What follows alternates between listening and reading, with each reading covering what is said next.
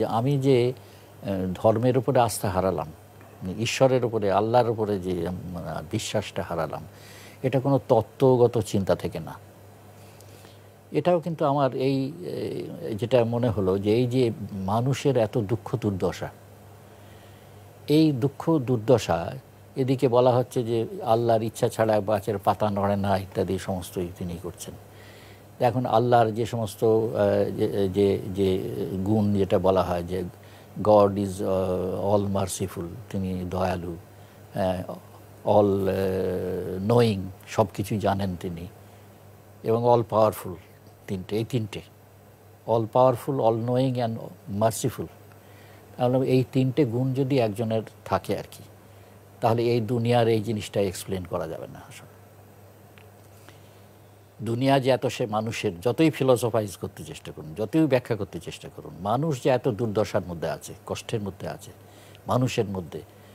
তা অনেকে বলে যে আল্লাহ পরীক্ষা করেন মানুষকে, কিন্তু আল্লাহর এই পরীক্ষার তো কোনো দরকার ছিল না। তিনি এটা যে মজা করার জন্যে যে মানুষকে এই দুর্দশার মধ্যে ফেলছেন আর কি।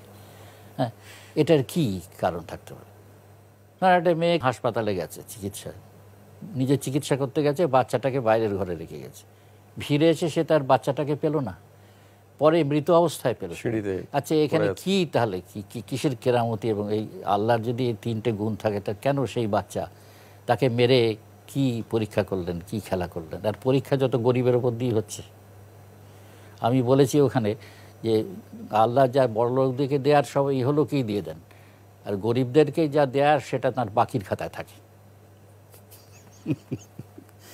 আমার এই চিন্তা থেকে কিন্তু I lost faith in god, এবং এটা কোনো মতেই আর এটা মানে করা যায় না, যেটা এটা মেলানো অসম্ভব। আপনি যে ধরনের চিন্তা চেতনার কথা বলছেন বা যে ধরনের পরিবর্তনের কথা বলছেন বা গরিব মানুষের জায়গা থেকে আপনি যে কথাগুলো আপনি সমাজকে বলার চেষ্টা করছেন, তো সেইগুলো যদি আসলে বাস্তবায়িত করতে হয়, তাহলে তো আপনি একটা বিপ্লবের কথা বলছেন। হ্যাঁ, তো সেই বিপ্লব কিভাবে হবে, কারা করবে? বিপ্লবেরও কিছু বৈজ্ঞানিক নিয়মকানুন তো আছে। সমাজে যে মানুষের যে এই সমস্ত পরিবর্তন, সমাজের পরিবর্তন এমনিই তো হয় না। যেমন অনেকে বলে সমাজতন্ত্রের কথা আর কেন বলছো, সমাজতন্ত্র তো রাশিয়াতে শেষ হয়ে গেছে। সমাজতন্ত্র তো কোনো, তার তো ন্যাশনালিটি নাই কোনো। সমাজতন্ত্র হচ্ছে মানুষের ইতিহাসে তার এভলিউশনের একটা স্তর। এবং আপনি তো এই বিষয়গুলো নিয়েই লেখালেখি করছেন এখনো। আপনাকে তো এই লেখালেখির জন্য পুরস্কার দেওয়া হয়েছিল। আপনি বাংলা একাডেমি পুরস্কার এবং ইতিহাস পরিষদ, এগুলো আপনি পুরস্কার জিনিসটা ধরেন অনেকেই, অনেক মনীষী ব্যক্তিও পুরস্কার নিয়েছেন ইত্যাদি, আমি কিছু বলতে চাই না, কিন্তু আমার নিজের পুরস্কার জিনিসটা ভালো লাগে না। আমি নিজের আনন্দে কাজ করি, নিজের তাগিদে কাজ করি। আমি যদি আপনাকে একদম খুব সোজা সাপটা প্রশ্ন করি, হ্যাঁ, আপনার পেশা তো এখন বলতে গেলে লেখালেখি।